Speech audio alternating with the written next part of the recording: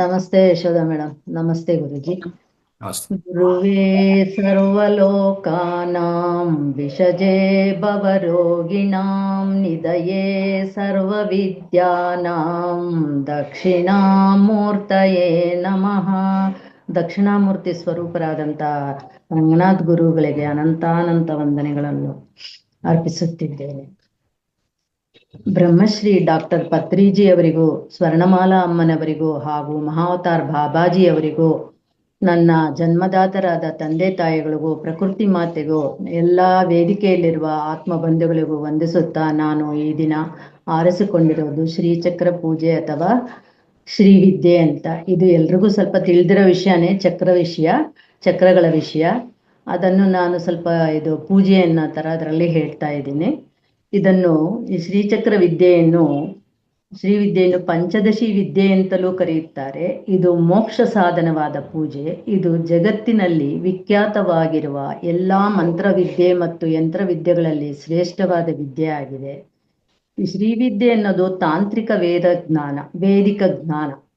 ಈ ವಿದ್ಯೆಯಲ್ಲಿ 3 ಕೂಟಗಳನ್ನು ಒಳಗೊಂಡವು. ಅವು ಯಾವುವೆಂದರೆ ವಾಗ್ಭವ ಕೂಟ, ಮಧ್ಯಮ ಕೂಟ ಮತ್ತು ಶಕ್ತಿ ಕೂಟ ಅಂತ ಹೇಳ್ತಾರೆ.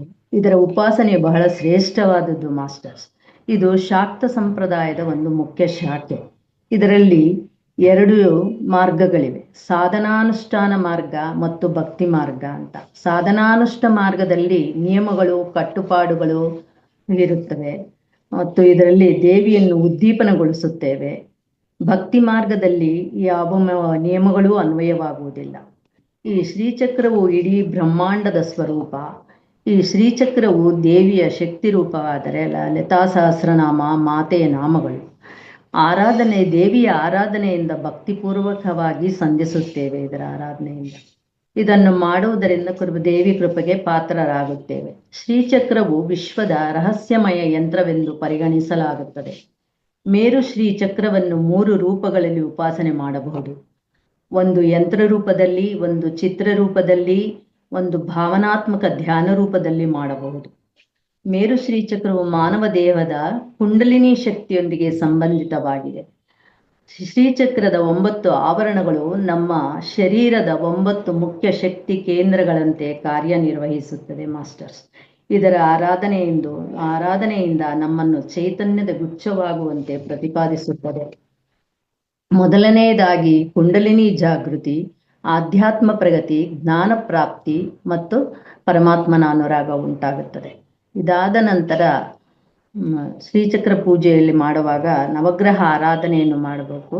ಗಣಪತಿ ಪ್ರಾರ್ಥನೆ, ಗುರು ದ್ವಾರ ಪೂಜೆ, ಭೂಶುದ್ಧಿ, ಆಸನ ಶುದ್ಧಿ, ಪ್ರಾಣಾಯಾಮ, ಕರನ್ಯಾಸ, ಅಂಗನ್ಯಾಸ, ಸೋಹಂ ಧ್ಯಾನ ಮಾಡಿಕೊಂಡು ಸಂಕಲ್ಪದಲ್ಲಿ ಶ್ರೀಚಕ್ರ ತ್ರಿಪುರ ಸುಂದರಿ ಉದ್ದೇಶ, ಆವರಣ ದೇವತಾ ಉದ್ದೇಶ, ನವದುರ್ಗಾ ಉದ್ದೇಶ, ನವಾವರಣ ಪೂಜಾಂಚಕರಿಷ್ಯೆ ಅಂತ ಸಂಕಲ್ಪ ಮಾಡ್ಕೋಬೇಕು. ಈ ಶ್ರೀಚಕ್ರ ಪೂಜೆಗೆ ಮೇರು ಶ್ರೀಚಕ್ರ ಯಂತ್ರ ಇಡ್ಬೋದು, ವಿಗ್ರಹ ಇಡ್ಬೋದು, ಇಲ್ಲ ನಮ್ಮ ಶರೀರಕ್ಕೆ ಆವಾಹನೆ ಮಾಡಿಕೊಂಡು ಸಹ ಈ ಚಕ್ರ ಪೂಜೆಯನ್ನು ಮಾಡ್ಬೋದು.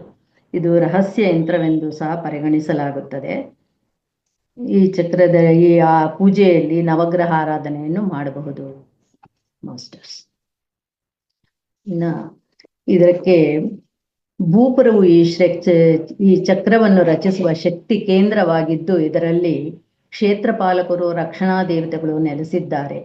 ಭೂಪುರದ ಕ್ಷೇತ್ರಪಾಲಕರು ಯಾರಪ್ಪ ಅಂದರೆ ಪೂರ್ವ ದಿಕ್ಕಿನಲ್ಲಿ ಇಂದ್ರ ಅಧಿಪತಿಯಾಗಿದ್ದು, ಈತನು ದೇವತೆಗಳ ರಾಜನಾಗಿದ್ದು ಮೋಕ್ಷ, ಸಂಪತ್ತು, ಯಶಸ್ಸಿನ ಸಂಕೇತನಾಗಿದ್ದಾನೆ.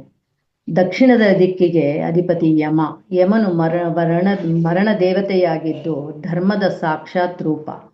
ಈತನ ಭಯವನ್ನು ದೂರ ಮಾಡುತ್ತಾನೆ ಮತ್ತು ಜೀವನದ ಹಾದಿಯನ್ನು ನೈತಿಕ ಹಾದಿಯಲ್ಲಿ ನಡೆಯುವಂತೆ ಮಾರ್ಗದರ್ಶನ ಮಾಡುತ್ತಾನೆ.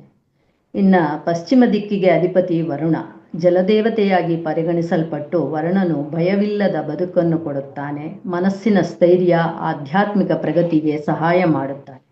ಇನ್ನು ಉತ್ತರ ದಿಕ್ಕಿಗೆ ಕುಬೇರ ಅಧಿಪತಿ, ಸಂಪತ್ತಿನ ಅಧಿಪತಿ. ಈ ದಿಕ್ಕಿನಲ್ಲಿ ಆರಾಧನೆ ಮಾಡಿದಾಗ ಐಶ್ವರ್ಯ, ಆರ್ಥಿಕ ಸಂಪತ್ತು ಮತ್ತು ಸ್ಥಿರತೆಯನ್ನು ಕೊಡುತ್ತಾನೆ. ಈಶಾನ್ಯ ದಿಕ್ಕಿಗೆ ಶಿವನೇ ಅಧಿಪತಿ, ಜ್ಞಾನ ಮತ್ತು ವಿವೇಕದ ಉದ್ಧಾರಕ. ಶಿವ ಆಧ್ಯಾತ್ಮಿಕ ಬೆಳವಣಿಗೆಗೆ ಸಹಾಯ ಮಾಡುತ್ತಾನೆ. ಆಗ್ನೇಯ ಭಾಗದಲ್ಲಿ ಅಗ್ನಿದೇವನೇ ಅಧಿಪತಿ. ಅಗ್ನಿದೇವನು ಶುದ್ಧೀಕರಣದ ಧೀಶಕ್ತಿ. ದೇಹದ ಮನಸ್ಸಿನ ಅಶುದ್ಧಿಗಳನ್ನು ಹೊತ್ತೊಯ್ಯುವ ಶಕ್ತಿ. ಕೆಟ್ಟ ಯೋಚನೆಗಳನ್ನು ಹೋಗಲಾಡಿಸಲು ಅಗ್ನಿಯನ್ನೇ ಪ್ರಾರ್ಥನೆ ಮಾಡಬೇಕು. ನೈಋತ್ಯ ದಿಕ್ಕಿಗೆ ನಿರುರತಿ, ದುಷ್ಟ ಶಕ್ತಿಗಳನ್ನು ನಾಶ ಮಾಡುತ್ತಾನೆ. ಇನ್ನು ವಾಯುವ್ಯದಲ್ಲಿ ವಾಯುದೇವನು ಚೈತನ್ಯ ಮತ್ತು ಚಲನಾಶಕ್ತಿಯಾಗಿ ಇದ್ದಾನೆ. ಈ ಭೂಪುರದ ರಕ್ಷಣಾ ಶಕ್ತಿಯ ದೇವತೆಗಳ ಆರಾಧನೆಯಿಂದ ಮನಸ್ಸಿನ ಶುದ್ಧೀಕರಣ, ಭೌತಿಕ, ಮಾನಸಿಕ, ಆಧ್ಯಾತ್ಮಿಕ ಬೆಳವಣಿಗೆಯಾಗುತ್ತದೆ ಮಾಸ್ಟರ್ಸ್. ಇದರಲ್ಲಿ 9 ಆವರಣಗಳಿದೆ. ಅದರಲ್ಲಿ ದೇವಿ ಮೊದಲನೆಯದಾಗಿ ತ್ರೈಲೋಕ್ಯ ಮೋಹನ ಚಕ್ರ ಅಂತ ಹೇಳ್ತೇವೆ. ಇಲ್ಲಿ ಅಷ್ಟ ಮಾತೃಕೆಯರು, ಅಷ್ಟ ವಾಗ್ದೇವತೆಯರು, ಮುದ್ರಾ ದೇವತೆಗಳು ಇದ್ದಾರೆ. ಮೂಲಾಧಾರದಲ್ಲಿ ಸಿದ್ಧಿ ವಾಗ್ದೇವತೆಗಳಿದ್ದಾರೆ. ಮತ್ತೆ ಸ್ವಾಧಿಷ್ಠಾನದಲ್ಲಿ ಮಾತೃಕೆ ನಮ್ಮ ದೇಹಕ್ಕೆ ಹೋಲಿಸಿಕೊಂಡಾಗ ಮಾತೃಕೆಯರು, ಸಪ್ತ ಮಾತೃಕೆಯರು ಸ್ವಾಧಿಷ್ಠಾನ ಚಕ್ರದಲ್ಲಿ, ಮುದ್ರಾ ದೇವತೆಗಳು ಮಣಿಪುರ ಚಕ್ರದಲ್ಲಿ ಇದ್ದಾರೆ. ಪ್ರತಿಯೊಂದು ಆವರಣವೂ ಆದಮೇಲೆ ನೈವೇದ್ಯ, ಅಭಿಷೇಕ ಇದೆಲ್ಲ ಮಾಡ್ಬೋದು. ಇಲ್ಲಿ ಸೂರ್ಯಾರಾಧನೆ ಮಾಡಬೇಕು, ನೀರಿನಿಂದ ಅಭಿಷೇಕ ಮಾಡೋದು. ಮತ್ತೆ 2ನೇ ಆವರಣವಾದ ಸರ್ವಾಶಾಪೂರಕ ಚಕ್ರ ಅಂತ ಗುಪ್ತ ಯೋಗಿನಿ, ಬ್ರಹ್ಮಚಾರಿಣಿ, ಮಂಗಳಾರಾಧನೆ. ಇಲ್ಲಿ ಕಗ್ಗಲಿ ಪತ್ರ, ಹಾಲು ಮತ್ತು ತೊಗರಿಬೇಳೆ ಇಡೋದು. ಇಲ್ಲಿ ಶಕ್ತಿ ದೇವತೆಗಳು ಇದ್ದಾರೆ. 16 ಜನ ಶಕ್ತಿ ದೇವತೆಗಳಿದ್ದಾರೆ.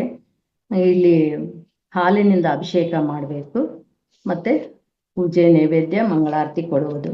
3ನೇ ಆವರಣದಲ್ಲಿ ಚಂದ್ರಘಂಟಾ ದೇವಿ ಅಂದ್ಬಿಟ್ಟು ಸರ್ವ ಸಂಕ್ಷೋಭಣಾ ಚಕ್ರ ಅಂತ ಹೇಳ್ತೇವೆ. ದೇವಿಯ ಗುಪ್ತತರ ಯೋಗಿನಿಯಾಗಿ ತ್ರಿಪುರ ಸುಂದರಿಯಾಗಿ ಇದ್ದಾಳೆ. ಇಲ್ಲಿ ಶುಕ್ರಾರಾಧನೆ ಮಾಡ್ತೇವೆ. ಔದುಂಬರ, ಮೊಸರು, ಅವರೆಕಾಳನ್ನು ಇಟ್ಟು ಮಾಡ್ತೇವೆ. ಇದು ಸರ್ವ ಸಂಕ್ಷೋಭಣ ಚಕ್ರ. ಇಲ್ಲಿ ಅಷ್ಟ ಕುಸುಮಗಳಿಂದ ಈ ಆವರಣವೂ ಇದೆ. ಮತ್ತೆ 4ನೇ ಆವರಣವಾದದ್ದು ತ್ರಿಪುರವಾಸಿನಿ ಅಂತ ಕೂಷ್ಮಾಂಡಾ ದೇವಿ. ಆಜ್ಞಾ ಚಕ್ರದಲ್ಲಿ ಆರಾಧನೆ ಮಾಡಬೇಕು. ಚಂದ್ರಾರಾಧನೆ, ಮುತ್ತುಗದ ಎಲೆ, ಅಕ್ಕಿ, ತುಪ್ಪ ಇಡಬೇಕು. ಇದರಲ್ಲಿ 14 ಕೋಣಗಳಿವೆ. ಇದರಲ್ಲಿ ಕ್ರಿಯಾಶಕ್ತಿ ದೇವತೆಗಳು ನೆಲೆಸಿದ್ದಾರೆ. ಇವರಿಗೆ ಇದನ್ನು ಮಾಡೋದ್ರಿಂದ ನಮಗೆ ಆತ್ಮಶುದ್ಧಿ, ಬುದ್ಧಿಶಕ್ತಿ ಬರುತ್ತೆ ಸಾಧಕರೇ. ಮತ್ತೆ 5ನೇದಾಗಿ ಪಂಚಮಾವರಣ ಬಹಿರ್ದಶಾರ ಪದ್ಮ. ಇದು ನಮ್ಮ ಎಡಭಾಗದ ತಲೆಯಲ್ಲಿ ಆರಾಧನೆ ಮಾಡುವಂಥದ್ದು ಚಕ್ರ ಇದು. ಇಲ್ಲಿ 10 ಜನ ಕುಲಯೋಗಿನಿಯರಿದ್ದಾರೆ. ಆತ್ಮಶುದ್ಧಿ, ಬುದ್ಧಿಶಕ್ತಿ, ಮಮತೆ ಎಲ್ಲ ಬರುತ್ತೆ. ಉತ್ತರಾಣಿ ಎಲೆ, ಹೆಸರುಕಾಳು, ಜೇನುತುಪ್ಪದಿಂದ ಅಭಿಷೇಕ ಮಾಡಬೇಕು. ಮತ್ತೆ ಷಷ್ಠಾವರಣದಲ್ಲಿ ಬಲಭಾಗದ ತಲೆಯಲ್ಲಿ ಇದು ಅನುಷ್ಠಾನ ಮಾಡ್ಕೋಬೇಕಾಗತ್ತೆ. ಗುರು ಆರಾಧನೆ, ತ್ರಿಪುರ ಮಾಲಿನಿ, ಕಾತ್ಯಾಯಿನಿ, ನಿಗರ್ಭ ಯೋಗಿನಿ ಅಂತ ಹೇಳ್ತೇವೆ. ಈ ಚಕ್ರಕ್ಕೆ ಹೆಸರು ಸರ್ವರಕ್ಷಾಕರ ಚಕ್ರ ಅಂತ.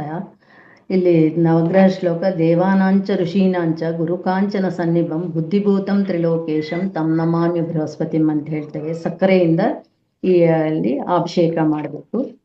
ಮತ್ತೆ ವಸುಕೋಣ ಅಂತ ಸಪ್ತಮಾವರಣ. ಇಲ್ಲಿ ಶನಿ ಆರಾಧನೆ ಬರುತ್ತೆ.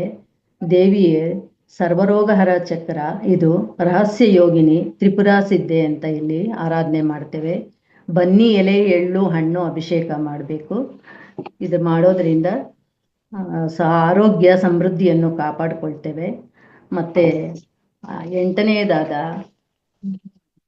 ತ್ರಿಪುರಾಂಬ ಅಷ್ಟಮಾವರಣ ಸರ್ವಸಿದ್ಧಿ ಪ್ರದಾ ಚಕ್ರ ಅಂತ.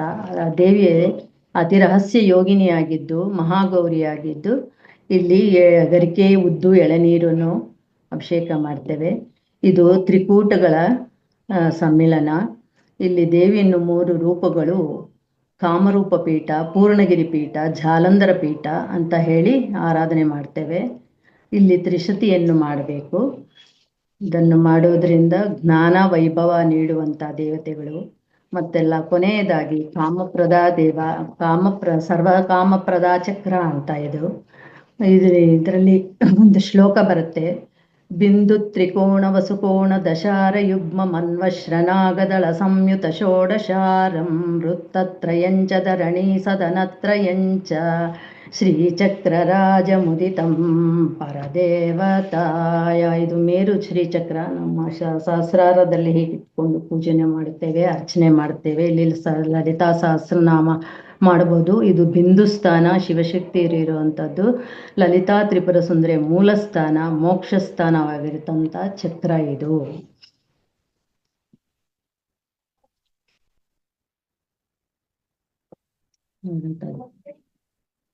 ನಮ್ಮಲ್ಲಿರುವ ಅರಿಷಡ್ ವರ್ಗಗಳನ್ನು ಕೆಳಕ್ಕೆ ತಳ್ಳಿ ವಿಜಯ ಸಾಧಿಸಲು ಈ ದೇವಿ ಅನುಗ್ರಹಿಸುತ್ತಾಳೆ. ಈ ಚಕ್ರಪಾಸನೆಯಿಂದ ಸರ್ವೈಶ್ವರ್ಯವನ್ನು, ಆರೋಗ್ಯವನ್ನು, ವೈಭವವನ್ನು, ಮೋಕ್ಷವನ್ನು ನೀಡುವ ಅತಿ ಶ್ರೇಷ್ಠವಾದ ಯಂತ್ರವಾಗಿದೆ. ನಮ್ಮನ್ನು ಚೈತನ್ಯದ ಗುಚ್ಛವಾಗುವಂತೆ ಪ್ರತಿಪಾದಿಸುತ್ತದೆ ಈ ಯಂತ್ರ.